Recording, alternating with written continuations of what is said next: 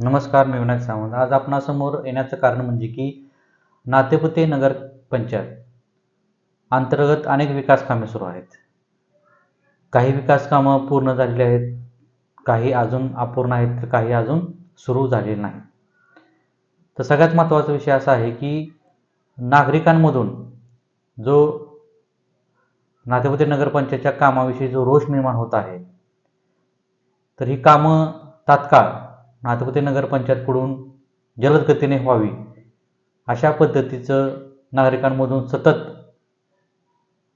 नातेपुते नगरपंचायत असेल, संबंधित नगरसेवक असतील किंवा जे लोकप्रतिनिधी आहेत त्यांच्याकडे सतत विनंती केली जाते. परंतु नागरिकांना जाणून बुजून ठेकेदाराच्या मनमानी कारभाराला कुठंतरी त्यांचा जो मनमानी कारभार आहे या कारभारामुळे कुठेतरी नाहक त्रास होत आहे. अशा पद्धतीची परिस्थिती सध्या नातेपुते शहरामध्ये विकास कामं करताना दिसत आहे. कारण काय होतंय, वर्क ऑर्डर दिल्यापासून ते काम करण्यासाठी काय मुदत असेल, 6 महिन्याची असेल किंवा 1 वर्षाची असेल, त्या मुदतीमध्ये ते काम पूर्ण करणं हे संबंधित ठेकेदाराला बंधनकारक असतं.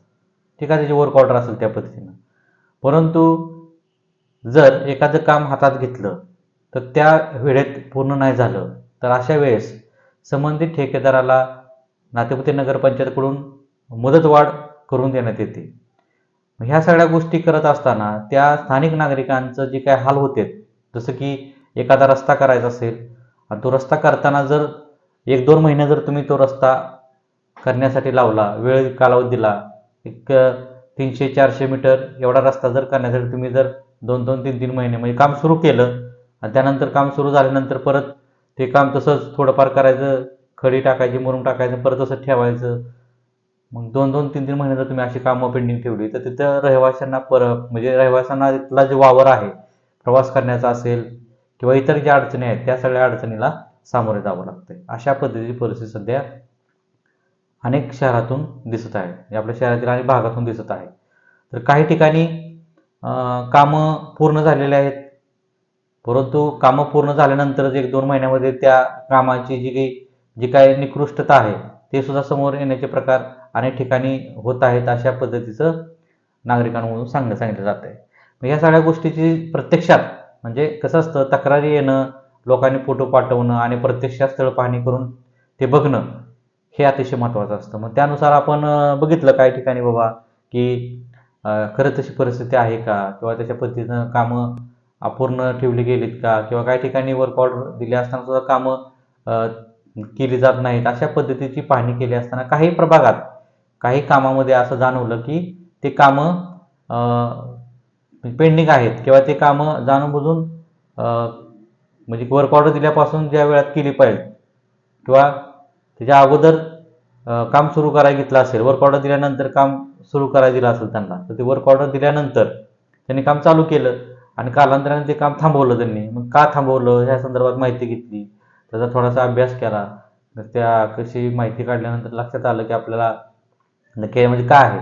तर तिथं असं जाणवलं की जी विकास कामं देण्यात आलेली आहेत ते ठराविक ठेकेदारांनी ही टेंडर असतं, ते काय ऑनलाईन टेंडरनुसार असतं, ते काय शासकीय पद्धतीनं होतं असं तिथं दाखवलं जातं. परंतु त्या गोष्टीमध्ये एक सगळ्यात मोठी अशी एक म्हणजे उणीव वाटते आपल्याला, तर त्रुटी म्हणता येत नाही, उणीव वाटते की एक 2-3 ठेकेदार आहेत, त्या ठेकेदाराला नातेपुतेतली कामं दिली जातात. ह्याच्यामुळे काय होतं की त्या ठेकेदाराला समजा 10 कामं असतील, 20 कामं असतील, तर 10 एका ठेकेदाराला दिली, 10 एका ठेकेदाराला दिली, अशा पद्धतीची परिस्थिती सध्या दिसते.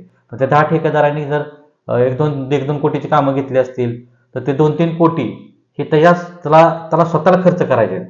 म्हणजे 10 कामासाठी समजा 2 कोटीचा निधी असेल किंवा एक 4 कोटी धरू आपण, कसा जा असेल तसा, म्हणजे 50 लाखाचं काम असेल, कुठं 20 लाखाचं असेल, कुठं 10 लाखाचं असेल, अशा पद्धतीचं जर सरासरी आपण एक 2 कोटीचा विषय घेतला, म्हणजे 10 कामं 2 कोटीची एका ठेकेदाराला दिली, परत 10 कामं एकाच ठेकेदाराला 2 कोटी दिली. ह्याच्यामुळे काय होतं की त्या ठेकेदाराला 10 कामं करताना जो काय आर्थिक जी सोर्स आहे तो उपलब्ध करणं अवघड जातं. हेच 10 कामं जर वेगवेगळ्या ठेकेदाराला गेली असती, समजा 10 कामं समजा एका ठेकेदाराला 2 गेली असती, तर अशा 5 ठेकेदारामध्ये 10 कामं जर डिवाईड झाली असती, तर त्या ठेकेदाराला समजा 20-30 लाखाचं काम असतं तर त्यांनी त्या ॲडजस्ट करून ते पैसे कसं ते काम पूर्ण केलं असतं. अशा पद्धतीची परिस्थिती सध्या आहे. म्हणजेच 1-2 ठेकेदारालाच सगळी कामं दिल्या कारणाने त्यांचा जी आर्थिक जुळवण आहे ती कुठंतरी त्यांना अडचणीची बनत आहे. अशा पद्धतीचं एक चित्र समोर येत आहे.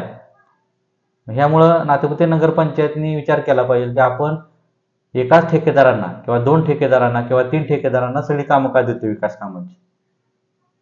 मग तुम्ही म्हणताल टेंडरनुसार ते त्यांनी दाखल केलं जातं, मग त्यानुसार त्यांना दिलं जातं. हे सगळ्या गोष्टी आहेत. पण आपण थोडा विचार केला पाहिजे की एकाच ठेकेदाराला जर कामं अशी दिल्यामुळं जर आर्थिक आर्थिक जी अडचण आहे त्या ठेकेदाराची, त्याच्यामुळे कुठेतरी विकास कामं जर पुढे ढकलली जात असतील किंवा त्याला ज्या ज्या पद्धतीने गती पाहिजे त्या पद्धतीने मिळत नसेल, काम सुरू करायचं, परत तसं 2-3 महिने जर पेंडिंग ठेवायचं, तर त्या लोकांना नाहक त्रास होतो. त्या सगळ्या ह्या गोष्टीचा विचार नातेपुते नगरपंचायतचे मान्य मुख्याधिकारी आणि सर्व लोकप्रतिनिधींनी, नगरसेवकांनी त्याचा विचार केला पाहिजे.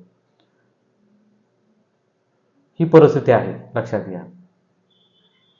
आता ह्याच्यामध्ये जास्त डीपमध्ये मला जायचं नाही, परंतु ह्या महिन्यामध्ये म्हणजे जानेवारी फेब्रुवारी ह्या 2 महिन्यामध्ये जर विकास कामं त्या पद्धतीनं होणार नसतील तर शेवटी आम्हाला ह्या संदर्भात चौकशी लावण्याशिवाय पर्याय राहणार नाही. म्हणजे तुम्ही जी ई टेंडर प्रणाली राबवली ती या ठराविक ठेकेदारांना, 1-2 ठेकेदारालाच तुम्ही कामं का दिली, ह्याची सुद्धा चौकशी झाली पाहिजे. आणि त्या चौकशीचं जर आम्हाला वेळ आली तर आम्ही त्या चौकशीसाठी पत्र देणार आहे. हे तुम्हाला माझी हात जोडून विनंती आहे. म्हणजे माझी विनंती तुम्हाला अशी आहे की आपण तात्काळ जानेवारी फेब्रुवारीमध्ये वर्क ऑर्डर दिल्यापासून त्या कालावधीमध्ये कामं पूर्ण झाली पाहिजे. त्या कालावधीमध्ये काम पूर्ण करा, अन्यथा आम्हाला चौकशी लावल्याशिवाय पर्याय राहणार नाही.